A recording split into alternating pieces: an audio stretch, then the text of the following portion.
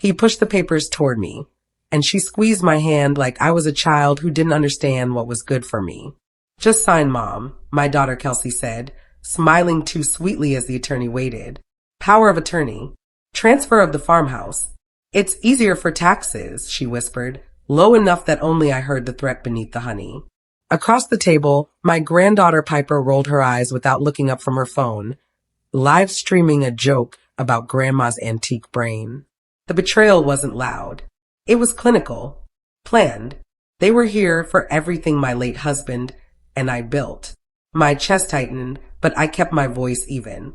I had seen this performance before, the guilt, the soft words, the trap hidden in kindness. And I also knew something they didn't. The trust wasn't what they thought it was. It had conditions, old-fashioned ones, that couldn't be forged or finessed. I slid the papers back, smiled, and said, if you want my signature, first she's coming to the farmhouse. 30 days. No Wi-Fi. My daughter's smile cracked. My granddaughter finally looked up. 30 days in the Stone Age. Piper smirked into her phone. I caught the red recording light. She was live streaming this moment, turning my refusal into content for strangers. My hands went cold, but my voice stayed calm. First rule, no recording me without my consent. Kelsey laughed, sharp and dismissive. You can't control us, Mom. This is ridiculous. I met her eyes. Watch me. The attorney shifted uncomfortably in his chair. He'd worked with my husband for years and knew exactly what clause I was about to invoke. Kelsey didn't. She'd never bothered to read the full trust documents, just assumed her name on the paperwork meant automatic access. But my husband had been smarter than that. We both were. The trust unlocks only after completion of a 30-day apprenticeship, I said quietly. Documented by me. Your father and I wrote that clause specifically for this moment.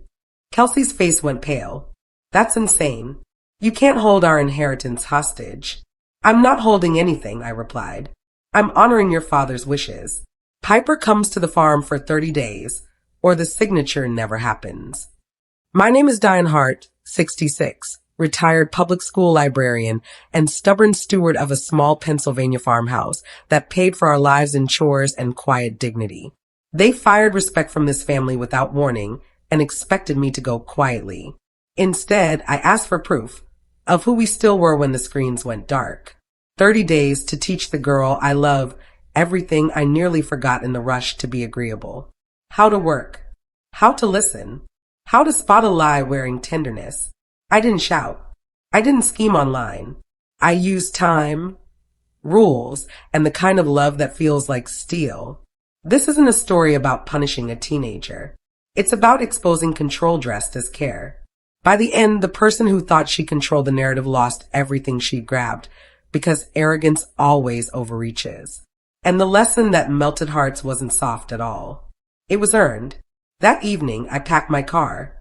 Kelsey called twice, threatening lawyers. I didn't answer. Piper texted, "This is abuse." I replied, "See you Saturday morning." Rain drummed against the windshield as we drove north.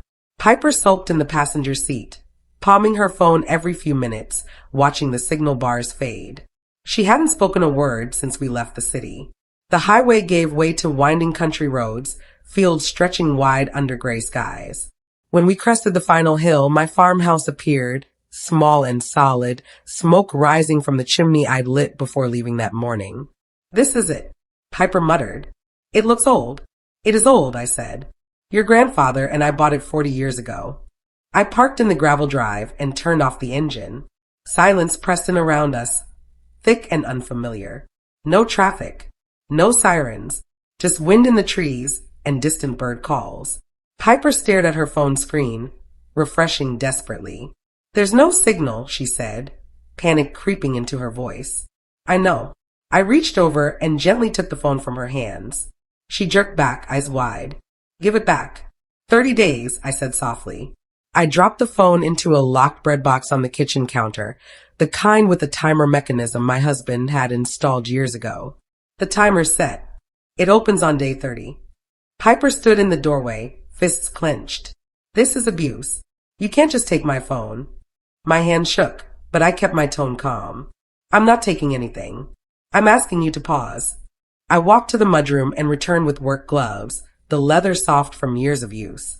I held them out to her. First chore, bring in firewood from the shed. Enough for tonight and tomorrow morning. She stared at the gloves like they were evidence of a crime. I'm not doing manual labor for you. I didn't argue. I just set the gloves on the table and walked away. From the kitchen window, I watched her storm toward the shed, yanking the door open. She stopped. Inside, stacked wood lined the walls, neat and organized. On top of the pile sat a small sealed envelope with her name written in my careful script. She picked it up, looked back at the house, then slipped it into her pocket. Slowly, she pulled on the gloves and started loading wood into the wheelbarrow. That night, after a silent dinner, Piper opened the envelope in her room. I didn't watch. I just waited. 20 minutes later, she appeared in the living room doorway. The paper unfolded in her hands. What is this? The rules, I said. Chores, reading hour, meal times, journaling at dusk. 1 letter per week to your mother, paper only. I looked up from my knitting. Every completed week unlocks one secret about our family. She crumpled the paper, then stopped. Slowly, she smoothed it out against her leg. What secrets? The kind that matter, I said. The kind you need to understand before you inherit anything. She stared at the words again, tracing the line that promised weekly revelations.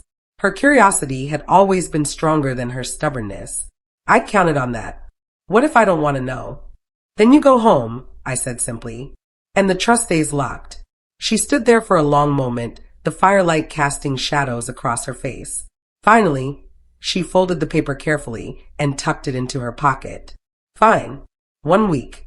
On the 3rd morning, after she'd completed her chores without complaint, I opened the property tax binder. Piper sat across from me at the kitchen table, fingers drumming nervously. I slid the binder toward her. First secret. What it cost to keep land. She flipped through pages of invoices, tax statements, repair receipts. Her eyes widened. This is thousands of dollars. Every year. 16,000 last year, I said quietly. Your grandfather and I paid it from our teaching pensions and what we saved. I watched her face change as the numbers registered. She'd never thought about cost before, only value. Only what things could give her, not what they demanded. Why would Mom want power of attorney if the taxes are so high, she asked slowly. I didn't answer with words. I just slid a second binder across the table, this one labeled college fund. Her fingers hesitated before opening it. Inside, deposits stretched back 16 years, small amounts at first, then larger as my husband's carpentry business grew. But halfway down the page, a red line caught her eye. Withdrawal. $25,000. Marketing consultant. Who's that? She whispered. Your mother's boyfriend, I said. Check the date. Piper's hands trembled as she traced the withdrawal line. The date was 3 months before her grandfather died. She flipped forward, found more. Smaller amounts, but steady. All marked consultant fees. All coinciding with when Kelsey started dating the man who now smiled in every family photo, the one who'd encouraged this power of attorney meeting. Are you accusing Mom? Her voice was small, defensive. I pointed to the dates, the patterns. I'm showing you facts. What you do with them is your choice. She closed the binder slowly, her face pale. For a long moment, she just sat there, staring at the worn kitchen table. Then she stood and walked outside. I watched through the window as she paced the porch, arms wrapped around herself. She was calculating, reevaluating every conversation, every promise. When she came back inside, her voice was different. Quieter. Why are you telling me this? Because you need to know what you're inheriting, I said, and who you're trusting. The next afternoon, we strung laundry on the line behind the house. Sheets snapped in the wind, smelling of soap and sunshine. Piper worked silently beside me, handing me clothespins, learning the rhythm. The sky threatened rain, clouds gathering dark on the horizon. Are you getting back at her? Piper asked suddenly. Is this whole 30 days just revenge? I clipped the last sheet and turned to face her. I'm trying to save you. She looked away, jaw tight. That night, I woke to soft footsteps in the kitchen. Through the crack in my door, I saw her silhouette at the counter, a bobby pin in her hand, trying to pick the lock on the bread box. The timer held. I didn't scold. I just watched as she tried for 10 minutes, then gave up, slumping against the counter. In the morning, I left a Polaroid on the kitchen table. Me and her grandfather, younger, fixing the roof. On the back, his handwriting. Work reveals character. She stared at it for a long time before slipping it into her journal. By the end of week 1, a pattern emerged. Piper refused breakfast, testing boundaries. I kept cooking. Oatmeal with cinnamon, toast with homemade jam. The smell won every time. She'd sit reluctantly, eat in silence, then ask questions she pretended she didn't care about. Why didn't you defend yourself? She asked one morning. When Mom made fun of you at the lawyer's office. I stir my coffee slowly, because responding to manipulation gives it power. She frowned. That's not how it works online. I know, I said. That's the problem. After breakfast, I handed her a letter, yellowed with age, addressed to our future heir. Your grandfather wrote this 5 years before he died. He asked me to give it to you when you were ready. She read it slowly, lips moving over the words. When she finished, her hands were shaking. He mentions a character interview. What does that mean? It means someone will evaluate whether you're ready to inherit, I said. Someone who doesn't do gentle lies. Her eyes narrowed. Who? You'll meet him tomorrow. Mr. Paxton arrived at noon, tall and weathered, his truck older than Piper. He'd been my husband's business partner for 30 years, a farmer who measured people by their hands and their word. He nodded to me, then studied Piper with the same expression he used to judge livestock at the county fair. So you're the heir, he said flatly. Piper bristled. I guess. Guessing isn't good enough. He turned to me. Diane, you sure about this? I am, I said. Will you do the interview on day 30? He was quiet for a long moment, then nodded. I'll ask 3 questions. She passes, the trust unlocks. She fails, it stays closed. He looked at Piper. Fair warning, I don't grade on a curve. Piper's voice came out sharp. I'm not failing a farmer quiz. Mr. Paxton almost smiled. We'll see. After he left, Piper turned on me. This is insane. You can't make me perform for some random old man. He's not random, I said. He's the executor of your grandfather's estate. His signature is required. That silenced her. That night, she burned the bread she was baking, her first real attempt at cooking. I said nothing. I just cut away the burnt crusts and buttered the middle. She laughed for the first time, small and surprised. You're really just going to eat burned bread? It's not all burned, I said. Just the edges. On day 10, she asked the question I'd been waiting for. We were washing dishes, her hands deep in soapy water. Why didn't you ever defend yourself when Mom mocked you? I dried a plate slowly. Some people weaponize kindness. Your mother learned early that guilt works better than honesty. Piper's hand stopped moving. I saw recognition flash across her face, uncomfortable and sharp. She was seeing herself in the pattern. I do that too, she whispered. I know, I said gently. She was quiet for a long time. Then, barely audible, Mom asked me to record you. At the lawyer's office. She said it was in case you got confused. The dish slipped from my hands back into the water. I retrieved it carefully, giving myself time to breathe. And did you? I tried, she admitted. But you caught me. I nodded. Thank you for telling me the truth now. That confession changed something between us. The air felt lighter. That evening, she asked for paper and a pen. We started tracking her chores like work shifts. Wood carried, dishes washed, pages read, letters written. I created a simple ledger, and she filled it in each night with surprising precision. She chose a memoir from my shelf, something about a girl who rebuilt her life after losing everything. I didn't assign it. She picked it herself. 3 days later, I found her crying in the living room, the book open on her lap. What's wrong?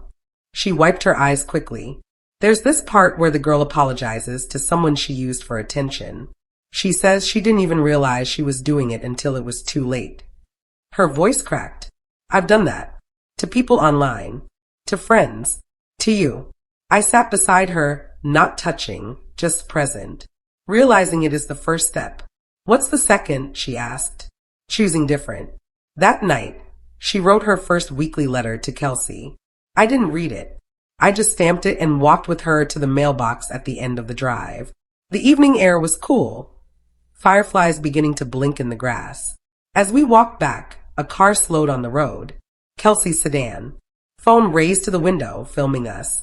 The next morning, Kelsey knocked on the door, smile bright, voice dripping sugar. Just checking on my baby, making sure she's okay. I kept the door between us, my body blocking the entrance. 30 days. We agreed. Boundaries are love, Kelsey. Her smile tightened. You can't keep her prisoner. I could go legal with this. You could, I said calmly, but you'd have to explain to a judge why you're violating the trust conditions your father set. The ones you agreed to when you accepted the inheritance terms. I stepped back and started to close the door. See you on day 30. Mom, wait. I closed the door gently but firmly. Through the window, I watched her stand there for a full minute, phone still in her hand, before she finally drove away. Piper appeared at my shoulder. She's really mad. She'll survive, I said. That afternoon, Piper sat me down at the kitchen table. Her face was serious, older somehow. I need to tell you something. I waited.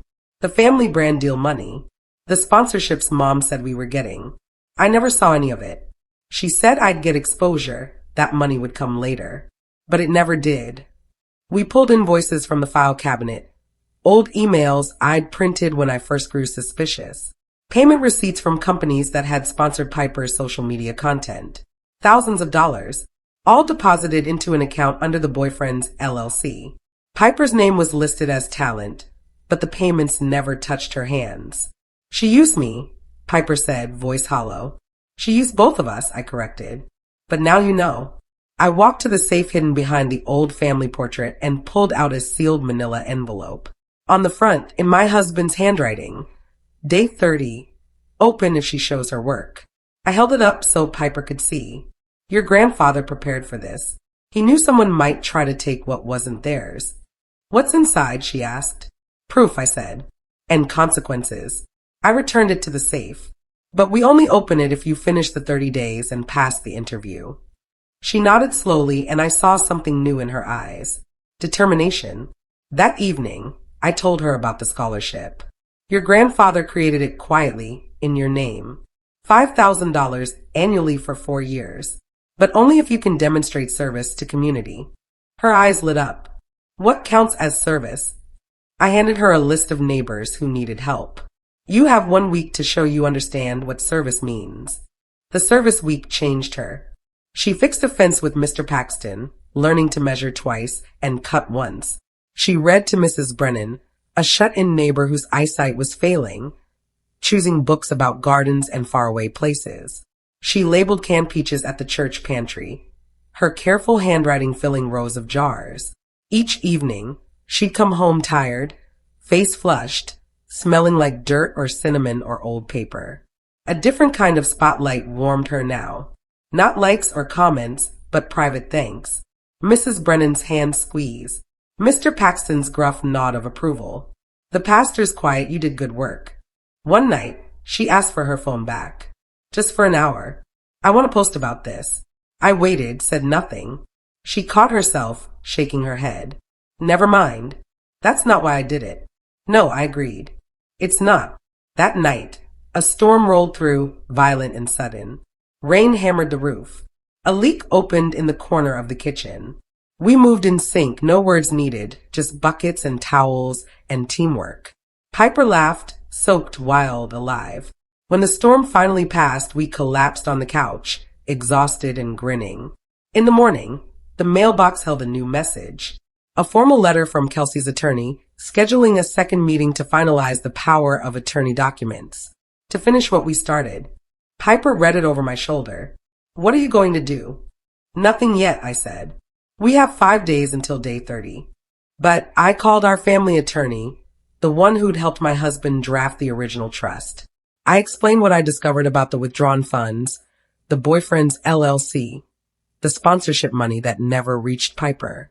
He listened carefully, then said, if you provide documentation, I can trigger an audit. It won't be pleasant. I know, I said. but it's necessary. 3 days before the interview, Mr. Paxton came by early. No smile, no small talk. Show me your hands. Piper held them out. Dirt under her nails from the garden. A healing nick from fixing the fence. Flour dust from that morning's bread. He studied them, then nodded once. Good. Now I have questions. About duty. About truth. About money you didn't earn. Piper's voice was steady. I'm ready. The pre-interview lasted an hour. Mr. Paxton asked about chores, about lessons learned, about moments she wanted to forget. Piper answered honestly. She talked about lying online to get love, about how love felt cheaper by the like, about how work made her like herself again. Why should I approve your inheritance? Mr. Paxton asked finally. Because I know the difference now, Piper said, between what's given and what's earned, between attention and respect. He was quiet for a long moment. Then he stood, extending his hand. See you on day 30. After he left, Piper turned to me. Did I pass? You won't know until the interview, I said. But you showed up. That matters. That night, we sat together on the porch, watching the sun set over the fields. The air smelled like cut grass and possibility. Thank you, Piper said quietly. For what? For not giving up on me. I squeezed her hand. Never. Day 30 arrived clear and bright. Mr. Paxton came at 10 a.m., formal in a press shirt, carrying the trust documents. We sat at the kitchen table, the same one where this journey had begun. He looked at Piper. 3 questions. Answer honestly. She nodded. First, what's the difference between taking and earning? Taking leaves nothing behind, Piper said. Earning builds something. Second, if someone uses kindness as a weapon, what do you owe them? Boundaries, she answered. Not surrender. Third, what did you learn here that you'll carry forward? Piper looked at me, then back at him. That my worth isn't measured in likes. It's measured in how I show up when no one's watching. Mr. Paxton signed the document. The trust conditions are satisfied. Relief flooded through me. Piper's eyes filled with tears.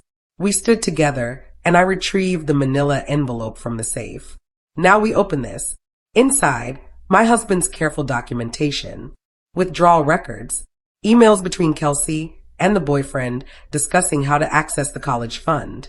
Screenshots of sponsorship contracts with Piper's forged signature. And a letter, in my husband's precise handwriting. To my beloved Diane, if you're reading this, someone tried to take what we built through manipulation instead of merit. Protect the heir from weaponized affection. The enclosed documents are your shield. Use them wisely. Piper read it twice, tears streaming down her face. He knew. He suspected, I said. He always saw through performance. I didn't call the internet. I didn't post on social media. I called the bank and our family attorney.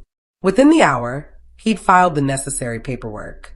The forwarding of documents triggered an automatic audit, one Kelsey couldn't stop or delay. The college fund would be frozen pending investigation. Any future access to trust assets required court approval. What happens now? Piper asked. Now we wait, I said. And we let the truth do its work. 2 days later, Kelsey showed up unannounced, face red, voice shaking. You had no right to freeze that account. I had every right, I said calmly. Those funds were designated for Piper's education, not your boyfriend's business ventures. She tried to push past me, but I held firm. You're going to regret this, Kelsey hissed. I'll make sure everyone knows what you did. Please do, I said. I have documentation. Her face went pale. You've been recording me? No, I said. Your father did. He kept every receipt, every email, every suspicious transaction. He built a paper trail because he loved you enough to protect you from yourself. I stepped back, letting her see Piper standing in the hallway behind me, arms crossed, no longer the girl who'd live-streamed mockery 30 days ago. Mom, Piper said quietly, you stole from me. Kelsey's eyes darted between us. I was managing the money. It's complicated. It's theft, Piper said. And I'm done pretending it's anything else. Kelsey left without another word. The attorney called that evening. The audit had uncovered $28,000 in unauthorized withdrawals. Kelsey's access to the college fund was permanently revoked. The money would be restored to Piper's account with interest. She can contest, the attorney said. But the evidence is clear. Let her contest, I said. Truth doesn't negotiate. The scholarship activated the next week. Piper's service hours, verified by neighbors and documented by me, met every requirement. $5,000 a year for 4 years, contingent on maintaining community service and academic progress. She stared at the approval letter, hands shaking. I earned this, she whispered. You did, I said. That afternoon, I retrieved the bread box from the counter. The timer had run its course. I unlocked it and held out her phone. 30 days. She looked at it, then at me. Keep it off a little longer? I smiled. As long as you want. We sat together on the porch, the phone dark and silent on the table between us. The sun was setting, painting the sky in shades of amber and gold. Somewhere down the road, a dog barked. A car passed slowly. The world moved on without needing our commentary. What do I do now? Piper asked. Live, I said simply, without performing it. She leaned against my shoulder, and I felt the weight of 30 days settle into something permanent. Not perfection, just possibility. Kelsey tried to rebuild bridges through text messages, asking to meet, to explain, to find common ground. Piper showed me each one. Should I answer? Only if you want to, I said. But you don't owe her forgiveness just because she asks for it.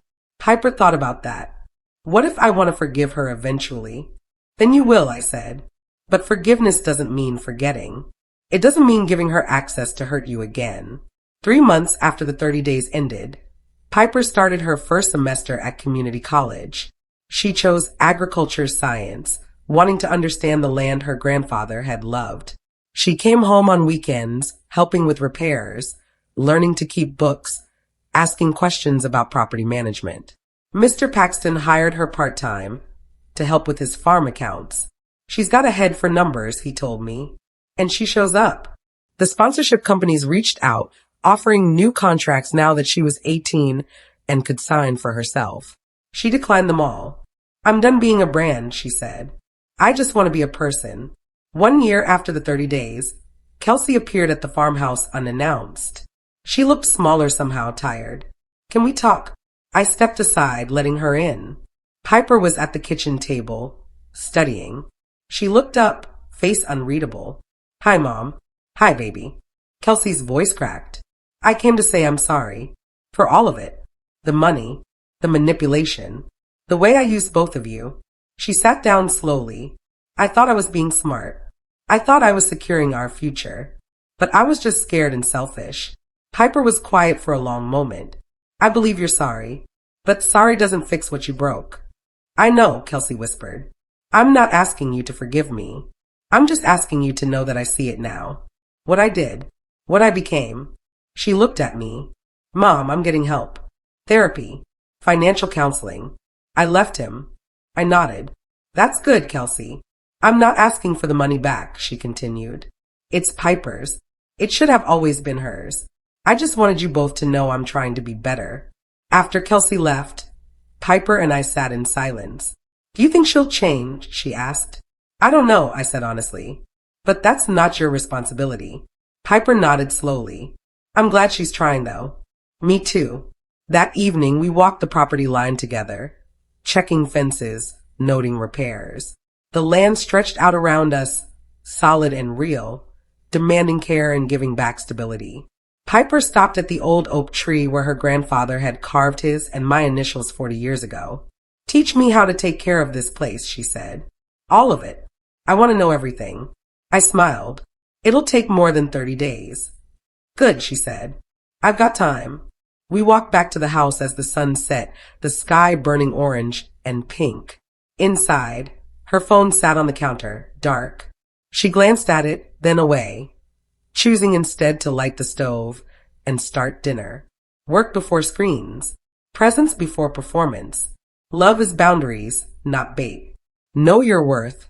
Choose the quiet that makes you strong and walk away from anyone who uses kindness like a leash. That's what I taught her. Not through speeches, but through 30 days of waking up and showing up and doing the work. The lesson that melted hearts wasn't soft. It was forged in dirt and discipline and the kind of love that refuses to let someone drown in their own worst impulses. My granddaughter lived without Wi-Fi for 30 days, and what she found in that silence was something no screen could ever give her. Herself, whole and unperformed and finally, beautifully free.